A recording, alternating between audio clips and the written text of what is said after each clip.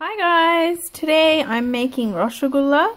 To make Roshogulla you're going to need 2 to 3 liters of milk. You're going to bring it to the boil. Once it boils, take it off the heat and then add either lemon, which I've cubed and frozen, or you can add vinegar, or you can add yogurt. Basically something acidic that will make the milk curdle so that it ends up looking like this. Let it cool and then strain it.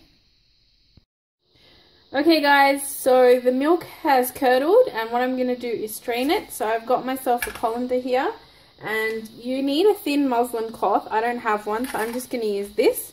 Anything that will strain the water. So I'm putting that there. And then I'm going to bring my curdled milk and just pour it in. Be careful, make sure it doesn't splatter. And that's it, and you're going to leave it overnight to strain. You can leave it like this, or you can wrap it up and hang it from somewhere, like a sink, handle or somewhere, and let it all drain. And then tomorrow, or preferably overnight, so then the day after you can use the curd. So I'm just going to leave mine hanging like this overnight so that it dries out. Make sure you tie it securely so it doesn't plonk down and get ruined. So I've left my curd overnight compressed like this. And this is what it looks like.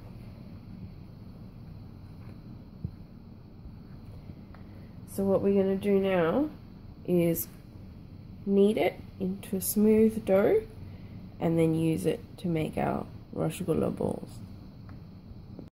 Alright guys, so you've made your balls, or you're about to make your balls. So here is my curd or chana mixture. I'm about to make them into balls. I'll show you how to do that in a minute. But before you do that, what you want to do is get a big pot and fill it up halfway or 3/4 of the way with water. I've just used filtered water because I don't like Canberra water.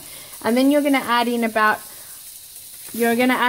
500 grams of sugar. And this is just going to melt and bubble away and reduce and thicken into a nice glossy syrup while you make your Roshogulla balls. So our sugar's bubbling away, and while that's happening, what we're going to do is knead this. This is my curd, so about 1.5 to 2 liters of milk will get you this much curd. I've left it overnight like you've seen. And now all we're going to do is knead it like you would knead bread dough until it comes together, and the consistency you're looking for is when it becomes slightly glossy and oily and your hands get a bit oily. Right now they're not oily. The trick to also keeping your Roshogullas to stay together and not crack or explode when you put them in with the boiling sugar syrup is a bit of corn flour. So I'm going to put in just a tiny smidge as I'm kneading them. Just a tiny little smidge so that it binds it, and hopefully it doesn't break.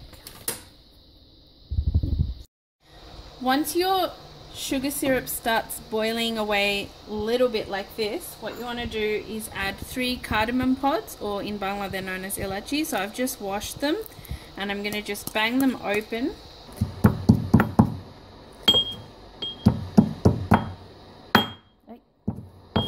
So you want to just bang them open so that they release their flavour.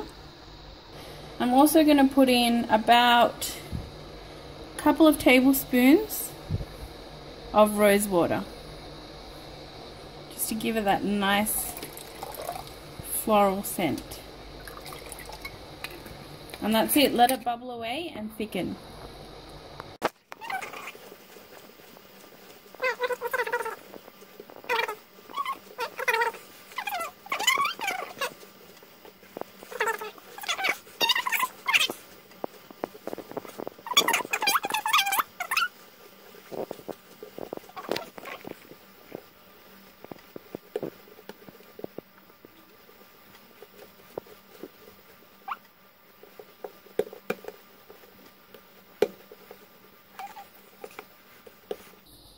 Alright guys, so this is the consistency you want. See how it's nice and shiny? And it's leaving a bit of oiliness in my hand. That means it's ready to go. Now all you want to do is section it out into little balls, roll and drop. When you're rolling, make sure you roll like this, which means you're making sure that there's no cracks, because if there's cracks it's going to encourage the water and the bubbles that are coming up in the sugar syrup to crack your Roshogulla. So make sure you really get in there and make a nice ball like that. These are going to swell up considerably, so make them small. There's one, and keep going. A good way to figure out how much you're going to make and make sure all your balls are even is to just section them out like this first and just feel them in both hands and make sure that the weighting is equal, and then you can just transfer little bits and pieces as you go to make sure that they're all even.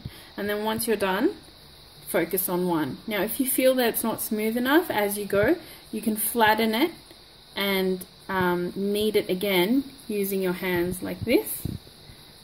Just applying more pressure, and then make it lighter using less pressure and turn it into a ball. More pressure, less pressure.